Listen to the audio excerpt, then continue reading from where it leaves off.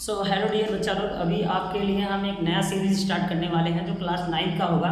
और क्लास 9 में जितने भी फिजिक्स का पोर्शन है सबको हम स्टेप वाइज डिस्कस करते चलेंगे और सारे कॉन्सेप्ट के एक भयंकर तरीके से, बहुत ही स्पेशल तरीके से हम इसको समझेंगे, जो कि यूट्यूब की हिस्ट्री में आपको ऐसा कहीं नहीं मिलने वाला है जो हम आपको प्रोवाइड करने वाले हैं।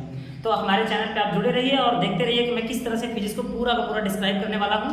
और अगर आपने 9 का सारा जो भी सिलेबस है, सिलेबस के अकॉर्डिंग जो भी चीज़ दिया हुआ है फिजिक्स में, अगर हम उसको डीपली अच्छे से कॉन्सेप्चुअली क्लियर कर लेंगे, ठीक है, तो अब आने वाला जो हमारा क्लास होगा 11th, तो उसमें हमें बहुत ही स्मूथली सारी चीज़ों का कॉन्सेप्ट ऑटोमेटिकली यहाँ पे आ चुका होगा। तो वहाँ पे भी हमारे लिए बहुत ही ज़्यादा आसान हो जाएगा और इतना ज़्यादा आसान हो जाएगा कि हम 9th में ही 11th की सारी चीज़ों को भी स्टडी कर लेंगे, ठीक है ना। तो कुछ उस तरह से हम लोग अपने कॉन्सेप्ट को बिल्ड करेंगे और जिसके लिए हम सबसे पहले 9 का जो चैप्टर लेने वाले हैं वो हमारा क्लास 9 का पहला चैप्टर, ठीक है, मोशन के बारे में हम डिस्क्राइब करेंगे यहाँ पे। तो सबसे पहले हम चलिए बात कर लेते हैं कि मोशन क्या होता है, व्हाट इज मोशन। तो मोशन क्या है, सबसे पहले हम बात करेंगे मोशन क्या है। सबसे यही पूछा जाएगा कि भाई मोशन क्या है। तो मोशन क्या है, आप ध्यान से देखिएगा। जैसे मान लेते हैं कि हमारे पास कोई कार है और ये कार चलना स्टार्ट करती है, एक पोजीशन से दूसरी पोजीशन पे जाएगा। ये हमारा ए पोजीशन है, position A.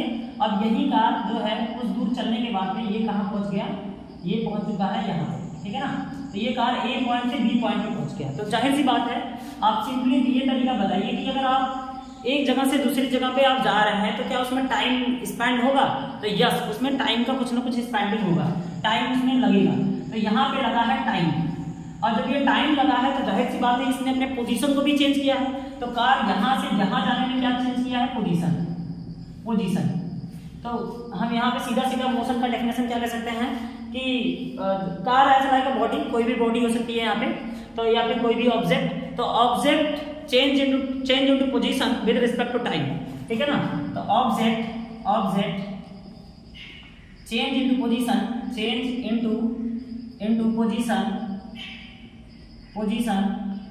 With respect to time, ठीक है ना।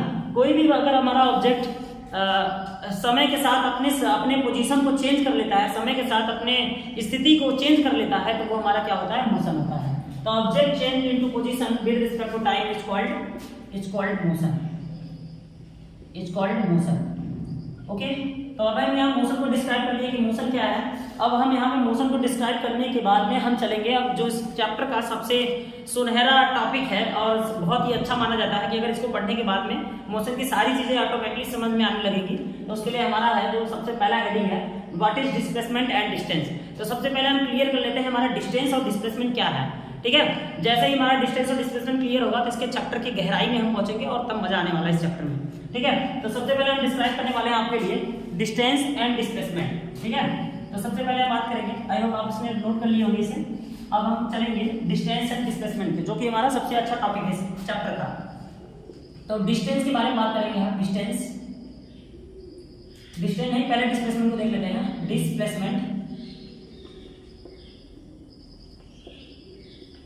पहले हम डिस्प्लेसमेंट के बारे में बात कर लेते हैं। डिस्प्लेसमेंट को हिंदी में विस्थापन कहते हैं, विस्थापन। तो सबसे पहले हम विस्थापन क्या होता है इसको हम थोड़ा सा डिस्क्राइब करेंगे। सबसे पहले हम आपको एक छोटा सा क्वेश्चन देते हैं और आप सब बताइए हमें कि इसमें से विच पाथ शोज डिस्प्लेसमेंट। तो ए और ये बी पोजीशन हमने दे दिया और हमने एक क्वेश्चन बना रहे हैं, पाथ बना रहे हैं यहाँ पे। तो उस पाथ को देखते हुए आपको बताना है कि इसमें से विच पाथ शोज डिस्टेंस, विच पाथ शोज डिस्प्लेसमेंट। कौन सा पाथ इसमें डिस्टेंस और कौन सा पाथ डिस्प्लेसमेंट को शो कर रहा है। तो हमारा पाथ नंबर 1, पाथ नंबर 2 और पाथ नंबर 3। हमारे पास यहाँ पे 3 पाथ दिए हुए हैं और इन तीनों पाथ में आपको ये बताना है कि इसमें से कौन सा पाथ डिस्टेंस और कौन सा पाथ डिस्प्लेसमेंट को शो कर रहा है। तो सबसे पहले हम आपको समय दे देते हैं 5 सेकंड का और आप इसमें सोच लीजिए कि क्या बताना है आपको। आपको समय दे देते हैं 1, 2, 3, 4, 5। आई होप कि आपने अपना समय बिता लिया और आप सोच चुके होंगे कि इसमें से कौन सा पाथ हो सकता है डिस्टेंस और कौन सा पाथ हो सकता है डिस्प्लेसमेंट का। तो चलिए पहले तो अगर आपको डिस्प्लेसमेंट के बारे में अच्छे से कॉन्सेप्ट क्लियर नहीं है तो सबसे पहले हम डिस्प्लेसमेंट को क्लियर कर लेते हैं और उसके बाद में इस क्वेश्चन पे आते हैं और फिर आप जाके बताइएगा कि कौन सा पाथ शो कर सकता है। ठीक है। तो चलिए यहाँ पे सबसे पहला हम कंडीशन बात कर लेते हैं कि डिस्प्लेसमेंट होने का कंडीशन क्या है। एज अ लाइक डेफिनेशन भी है ये, लेकिन हम डेफिनेशन की तरह नहीं इसको लिख रहे होंगे, बल्कि इसको हम कॉन्सेप्ट की तरफ लिख रहे होंगे, क्योंकि हमें वो डेफिनेशन चाहिए होता है जिससे हजारों क्वेश्चंस लग जाएं। हमें वो डेफिनेशन नहीं चाहिए होता है जिसकी वजह से एक भी क्वेश्चन न लगे, बस खाली डेफिनेशन आप रट्टा मार के और आप कुछ भी नहीं कर सकते हैं। इसलिए हमें कॉन्सेप्ट के अंदर जाना पड़ेगा और इसको देखना पड़ेगा कि ये क्या है। ठीक है, तो डिस्प्लेसमेंट में क्या है सबसे पहले कि इसमें फाइनल और इनिशियल, ये जो हमारा पॉइंट है वो हमारा क्या है, इनिशियल पोजीशन, और ये हमारा क्या है, फाइनल पोजीशन। तो जो भी चीजें हो रही होंगी वो फाइनल और इनिशियल के बीच में होता है। तो उसी तरह से हम यहाँ पे समझेंगे कि पहला होना चाहिए straight line path in between final and initial. Final और इनिशियल के बीच में अगर स्ट्रेट लाइन पाथ है तो वो हमारा क्या होगा, डिस्प्लेसमेंट होगा, पहली कंडीशन। दूसरे नंबर की हम बात कर लेते हैं कि shortest path in between final and initial. तो शॉर्टेस्ट पाथ होना चाहिए, shortest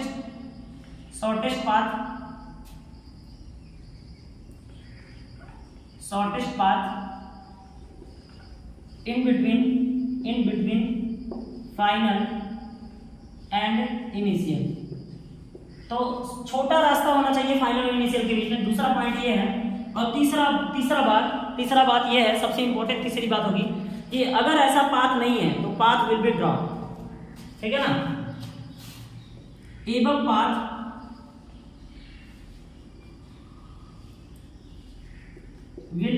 should be drawn, above path should be drawn. जो भी पाथ है, अगर ऐसा पाथ नहीं है तो आप क्या कर सकते हो, वैसे पाथ बना सकते हो। कैसा पाथ, स्ट्रेट लाइन होना चाहिए और क्या होना चाहिए, शॉर्टेस्ट होना चाहिए। तो अगर ये दोनों पाथ नहीं है फाइनल इनिशियल के बीच में, तो आप वहां पे क्या कर सकते हो, वो पाथ को ड्रॉ कर सकते हो। अगर आप उस पाथ को ड्रॉ कर दिए तो वो हमारा जो पाथ होगा वो एक्चुअल में क्या दिखा रहा होगा, डिस्प्लेसमेंट को बता रहा होगा।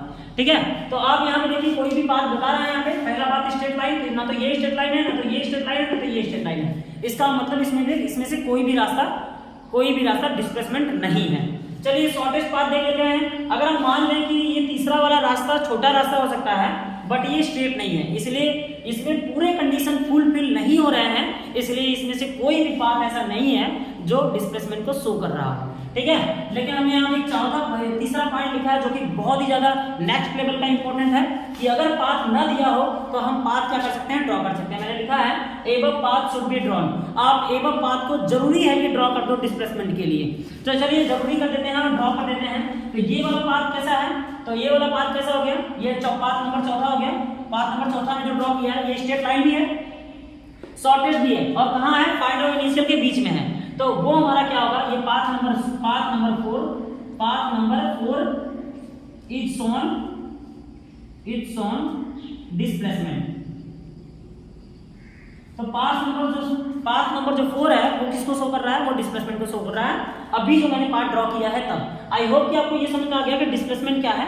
डिस्प्लेसमेंट क्या होना चाहिए, शॉर्टेस्ट पाथ होना चाहिए, स्ट्रेट लाइन पाथ होना चाहिए, और जो भी पाथ हो वो फाइनल और इनिशियल के बीच में होना चाहिए। हालांकि इसका डेफिनेशन हम लोग ऐसे रखते थे बचपन में कि प्रारंभिक और अंतिम बिंदु के बीच की दूरी को क्या कहते हैं, विस्थापन कहते हैं। अगर बीच में गड्ढा आ गया तो क्या करोगे, इसलिए वो डेफिनेशन फेल हो जाता है। तो हमें डेफिनेशन ऐसा चाहिए जिससे हजारों क्वेश्चंस लग जाए और हमारा कॉन्सेप्ट बिल्ड हो जाए। तो हमने यहाँ पे क्लियर कर लिया कि डिस्प्लेसमेंट क्या होता है, shortest and straight line path in between final and initial. अगर पाथ नहीं है तो आप पाथ ड्रॉ कर दो, ठीक है ना। तो यहाँ पे क्लियर हुआ कि डिस्प्लेसमेंट क्या होता है। ठीक है, अभी डिस्प्लेसमेंट के बारे में और भी थोड़ा सा प्रिटी क्लियर कर लेते हैं। इसके लिए हमें थोड़े से क्वेश्चंस की तरफ चलना पड़ेगा। तो आई होप कि आपको डिस्प्लेसमेंट समझा है। अब हम क्वेश्चन की तरफ चलेंगे। ठीक है, तो इसे नोट डाउन कर लीजिए जल्दी से या स्नैपशॉट ले लीजिए। चलिए हो गया। अब हम बात करते हैं, अब यहाँ बात करेंगे इसकी कुछ क्वेश्चंस की बात कर लेते हैं। जैसे कि हम यहाँ पे थोड़ा फील कर देते हैं क्वेश्चन में। जैसे पहला क्वेश्चन ये है कि यहाँ पे देख लेते हैं, एक सर्किल है हमारे पास, सर्कुलर पाथ है। कैसा पाथ है हमारे पास, सर्कुलर पाथ। सर्कुलर पाथ, अब सर्कुलर पाथ से कोई ए पे है और ए पॉइंट से कहाँ आ गया, बी पॉइंट पे आ गया। सर्कुलर पाथ में ठीक है ना, कोई लड़का ए पे खड़ा है और वो ए से कहाँ चल के आ गया, ए से चल के वो बी पे आ गया, यहाँ बी पे आ गया, ए से चल के वो बी पे आ गया, ठीक है ना। तो अब मैंने कह दिया फाइंड आउट डिस्प्लेसमेंट को यस से दिखाते हैं और डिस्प्लेसमेंट को यस से भी दिखा सकते हैं, ठीक है। फाइंड आउट डिस्प्लेसमेंट, ठीक है ना, in between A to B, A और बी के बीच में डिस्प्लेसमेंट बताइए, ए और बी के बीच में डिस्प्लेसमेंट बताइए, ठीक है ना। गिवन फिगर में, गिवन फिगर को देखते हुए जो हमारा पाथ सर्कुलर पाथ है, सर्कुलर रास्ते में ए से चल के वो बी पे आएगा और आपको बताना है कि इसमें कौन सा मतलब डिस्प्लेसमेंट का आंसर क्या होगा हमारा। तो अगर हम इधर से चल के आते हैं यहाँ पे, गौर करिएगा, तो ये स्ट्रेट लाइन नहीं है क्योंकि वो पहला वाला फुलफिल नहीं हो रहा है, क्योंकि स्ट्रेट लाइन पाथ होना चाहिए डिस्प्लेसमेंट के लिए, लेकिन यहाँ स्ट्रेट लाइन पाथ नहीं है। दूसरा वाला हम बात कर लेते हैं कि छोटा होना चाहिए, तो अगर ये छोटा भी होता है लेकिन ये स्ट्रेट लाइन नहीं है तो ये एक्चुअल में डिस्प्लेसमेंट नहीं होगा, हम चाहे इधर से चले जाएं चाहे इधर चले जाएं। तो हमारे लिए तीसरा कंडीशन फुलफिल हो रहा है कि अगर पाथ नहीं है तो फाइनल और इनिशियल के बीच में हमें ड्रॉ कर देना चाहिए। तो हमने यहाँ भी वो पॉइंट क्या कर देंगे, ड्रॉ कर देंगे। जब हमने वो पॉइंट ड्रॉ किया तो ये देखो स्ट्रेट लाइन भी है, ये स्ट्रेट लाइन भी है और ये छोटा भी है और ये फाइनल और इनिशियल के बीच में भी है।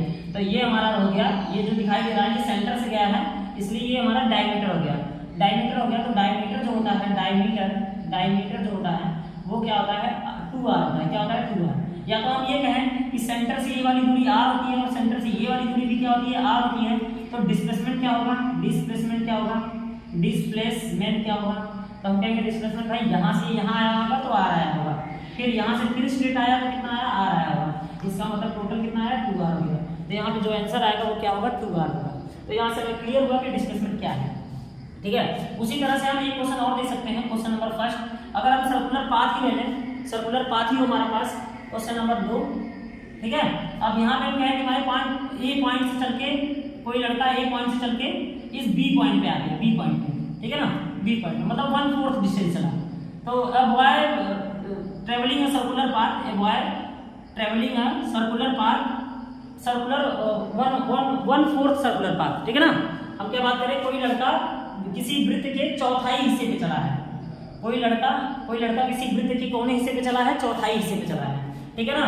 ए boys travel in 1/4 of circular path, तो 1/4 ऑफ सर्कुलर पाथ चला है। और या तो आपको सीधा सीधा दिख रहा है कि 1/4 ही है, तो हम सीधा कहेंगे find out displacement in between A to B. हमने कहा find out in displacement in between A to B. तो यहाँ इस क्वेश्चन को कैसे लगाएंगे, जबकि अगर हम ए से बी जाएंगे तो ये हमारा स्ट्रेट लाइन नहीं है, ये कैसा लाइन है, ये हमारा कर्व लाइन है और कर्व लाइन हमारा डिस्प्लेसमेंट शो नहीं कर सकता, ठीक है। और बाकी और कोई पाथ यहाँ पे हमें पता नहीं चल रहा है, इसलिए हमें ऐसा पाथ लेना पड़ेगा जो स्ट्रेट लाइन हो और फाइनल इनिशियल के बीच में हो, ठीक है ना, ठीक है। ऐसा ड्रॉ कर लेंगे तो हमारा वो डिस्प्लेसमेंट होगा। तो चलिए वो हमारे पास एक ही कंडीशन बचता है कि ये वाला जो होगा, ये पाथ जो होगा वो हमारा क्या होगा, वो ही हमारा डिस्प्लेसमेंट को शो कर रहा होगा। क्योंकि मैंने बताया था कि अगर पाथ नहीं है तो आप पाथ ड्रॉ कर लो। तो हमने ये वाला पाथ ड्रॉ कर लिया और अब यहाँ से हम चेक करेंगे कि अगर हम सेंटर पे आते और सेंटर से फिर यहाँ पे जाते तो सेंटर से यहाँ तक की दूरी r होती है और सेंटर से फिर से सर्कमफेरेंस की डिस्टेंस क्या होती है, फिर से r होती है। तो हमें तो ये वाला डिस्टेंस चाहिए, ये वाला डिस्टेंस चाहिए। तो चलिए इस ट्रायंगल को बाहर निकाल लेते हैं और गौर से समझते हैं कि आप देखेंगे कि यहाँ से यहाँ ये r है और यहाँ से यहाँ ये भी क्या है, r है। तो ये वाला डिस्टेंस चाहिए क्योंकि यही वाला डिस्टेंस क्या है, स्ट्रेट लाइन है और फाइनल इनिशियल के बीच में भी है। देखिए हम यहाँ से यहाँ नहीं आ सकते, यहाँ से यहाँ आने में यहाँ कर्व हो रहा है, यहाँ घूम रहे हैं और फाइनल इनिशियल के बीच में ना होने के कारण ये फाइनल इनिशियल के बीच में तो है एक तरह से, लेकिन हम ये नहीं कह सकते ये स्ट्रेट लाइन नहीं है। अगर ये स्ट्रेट लाइन नहीं है तो ये डिस्प्लेसमेंट शो नहीं कर सकता। इसलिए हमें स्ट्रेट लाइन वाला वो रास्ता चाहिए था जो फाइनल इनिशियल के बीच में हो।